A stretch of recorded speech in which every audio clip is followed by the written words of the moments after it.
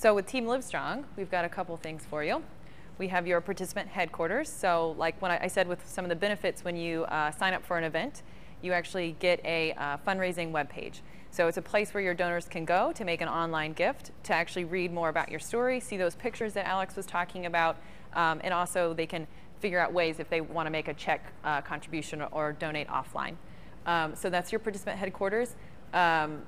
I'm sorry, that's your fundraising website. Your participant headquarters is kind of the internal perspective that you guys see. So it's a place where you log in, you actually type out your story, and then we also have PDF resources that you guys can access with how do I start a social media campaign? How do I raise $1,000? Who do I contact? So there's different resources in there that you guys can access that are inside your participant headquarters.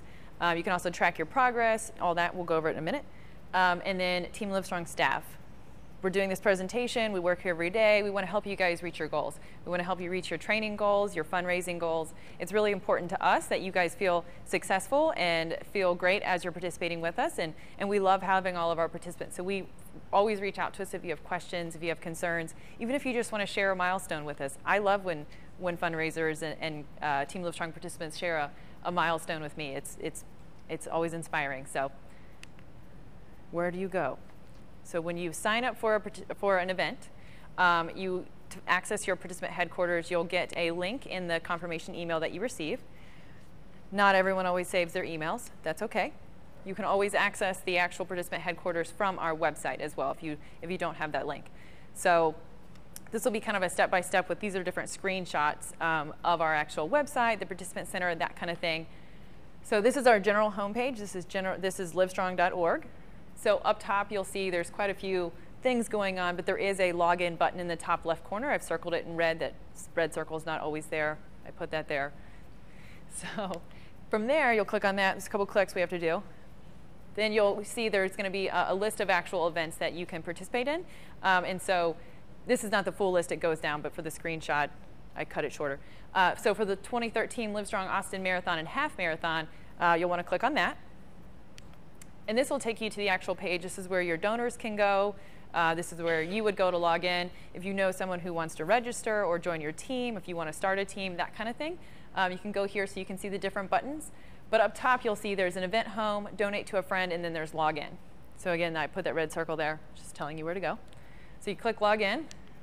So we're going to go into my participant headquarters for an event that I did. So this is my username. I won't tell you my password, but you go in. This is what it looks like. If you forget your username or password, you'll see there's some links that can reset those to your actual email account, and you can go from there. So this is for an event that I held a couple weeks ago. This is actually a grassroots fundraising event, which is kind of part of Team Livestrong. So it says, welcome to your grassroots fundraising center, Tori. Kind of tells me what I need to be doing. So it shows my progress. I raised $195. We've got a check coming in the mail, so I have reached my goal. It just hasn't made it there yet. So at a goal of $300, and so right now it says I've made 65% to my goal, and I have 0 days left to my event because my event already took place when I took this screenshot. But if you're running the Livestrong Austin Half or Full Marathon, if you're doing one of the challenges, it'll say you're X amount of days from the event. So that way, if you know you're 25% to your goal and there's 2 days till the event, you got to hurry up. You got to get moving. So it also, it's kind of cool about this. It says what to do next. So it says, Tori, you have 11 donors that you haven't thanked. You really need to do that. That's really important. It's really important to thank your donors and recognize their giving. So it'll have different kind of prompts that tell you you need to do this, you need to personalize your page. That way, if you forget what you need to be doing, or kind of reminders of what's important and what you need to actually be changing. So you also see there's a couple tabs up top that say home, email, progress, and personal page. Right now we're on the home screen. So this is kind of like the general, your home page. So how do you personalize your URL? So when Alex was talking about earlier, actually putting out your link everywhere and making sure that people receive your link and it's easy to read, we'll show you how to personalize that. You want to update your fundraising page description. So when people actually go to your fundraising page, it doesn't just, we have default language that you can keep, but making it personal, sharing your story, saying why you're running for Team Livestrong, why you're writing in the challenge, why you're doing this triathlon. Making it personal is really important. And then, of course, adding pictures and video. So it's not just a Livestrong logo or something. It's actually you with your mom or you and your family and whatnot. So So how do you personalize your page and your URL? So when it showed that home screen earlier, you saw that home was underlined with a yellow line. Now personal page is underlined with a yellow line. So the event I held a couple weeks ago was for my birthday. So I decided, in lieu of presents, I didn't want birthday presents, I would receive donations, and I would also host a party. So it was a birthday party where I received donations in honor of my birthday. So I called it the Gibbler Games because my name is Tori Gibbler, and I thought that was funny. So I went ahead and changed my URL to say Gibbler Games. So where it says personal page, and you'll see it's HTTP and all that stuff, it would say slash or go to slash, and then it would be the HG3 question mark plus sign, all of that really unpretty URL. But you want to make that look nice, and it also shorten it for your donor so it's easy to read. So if you click on URL settings, the item that's circled in red, you can change it to whatever you want. You can do Tori Gibbler, you can do Brian Smith, you can do whatever your name is or whatever you want it to be. You can change it. So it's always important to change that because it's an easy link to give to your donors. And then also, you'll see content is circled because we are in the content area where you're changing the actual fundraising page description. So like I said, there is default language there, and you're more than welcome to keep that or incorporate some of the default language into your actual page. But it's always good to add something special. So this would be where you would put, I'm running the Livestrong Austin Marathon and Half Marathon in honor of my sister. And this is my sister's story, and we're close, and she might even come down and run with me or whatnot, but that's where you make it personal. This one is just personal for everyone who actually came to my birthday party. So what was the actual event? It was in celebration of my birthday. We had silly games. People donated $10 or more. And then where it was, when it was, that kind of thing. And who it benefited, Livestrong. So you can preview it. You can view your personal page so you can actually see what it looks like before you save it and it goes live. If you don't like the way the formatting looks, you can change that. So that's that. You can also add a picture. So you'll see below content, there's another button that says Photos, Video, and you just browse on your computer and find whatever picture you want. It looks really pixelated here, but I'll show you in a second what it looks like, and it looks fine on the actual fundraising website.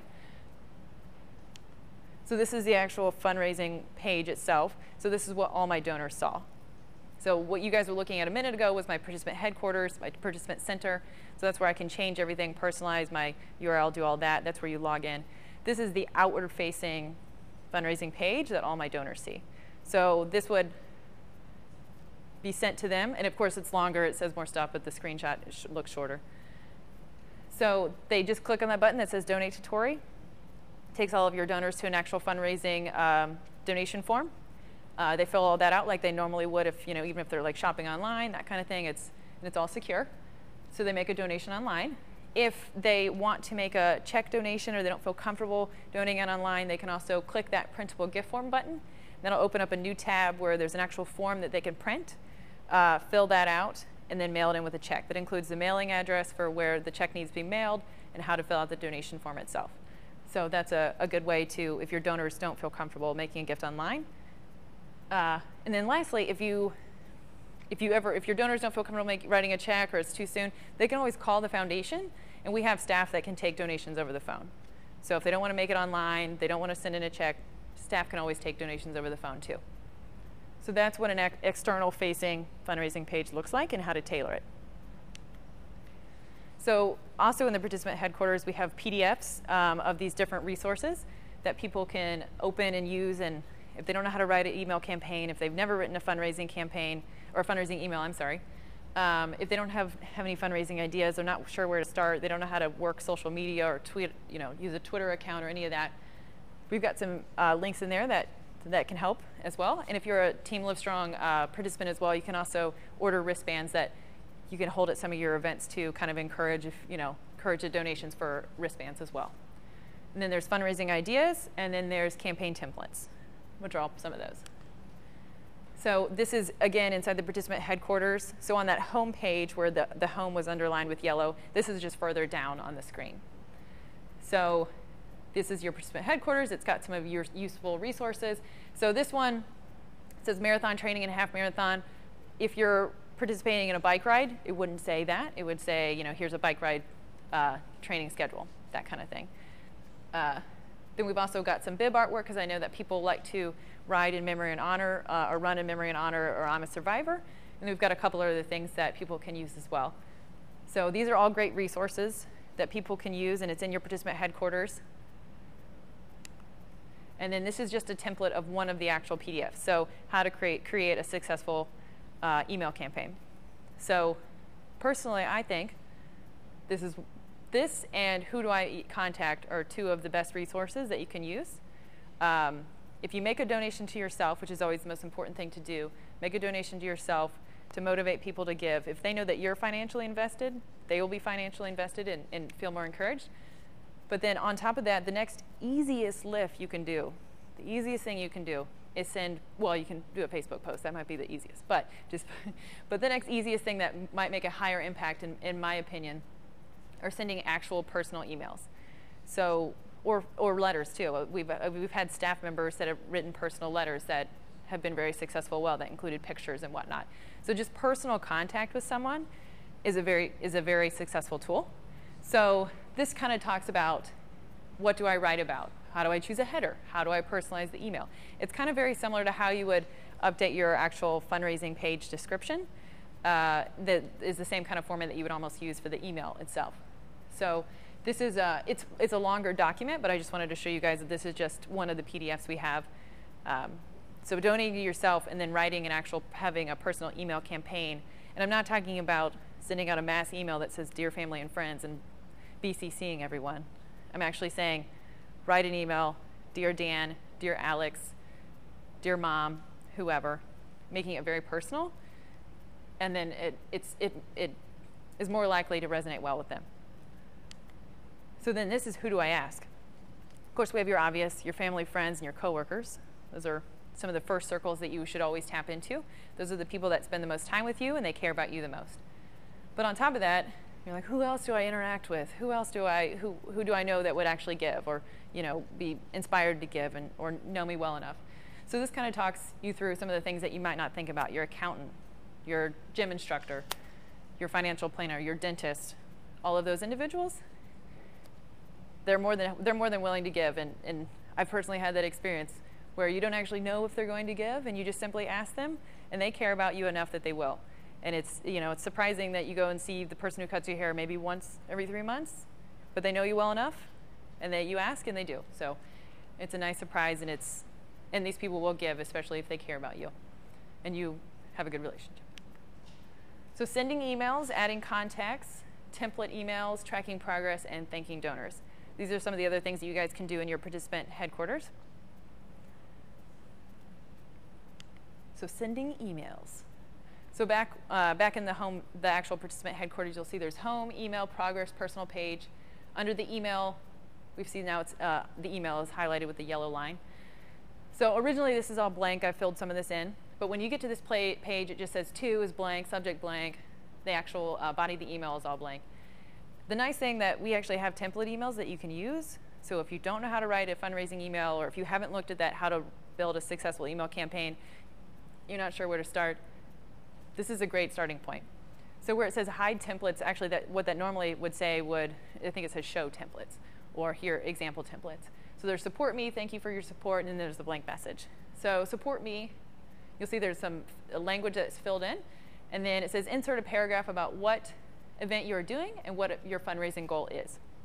So underneath that, there's actually an example page that example that you can use, and this one is for the Livestrong Austin Marathon and Half Marathon.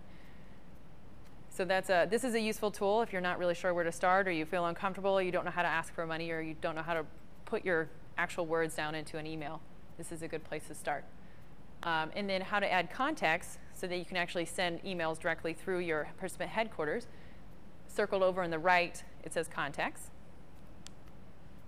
And from there, you'll go to another page. So these are my actual donors, but I've blacked out their emails so people I hopefully don't email them. So you can also, this is where you'll see some of the made donations.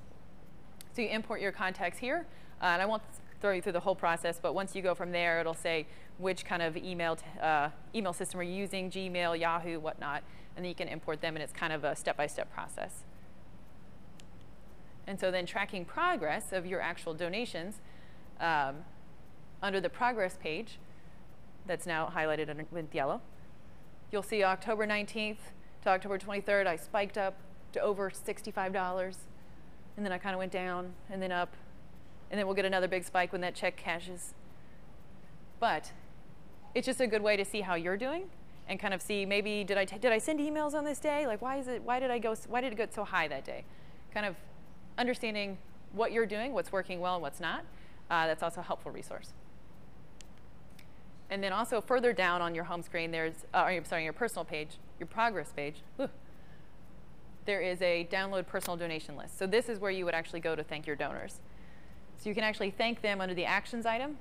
See, some people wrote some messages. I blacked out some of them.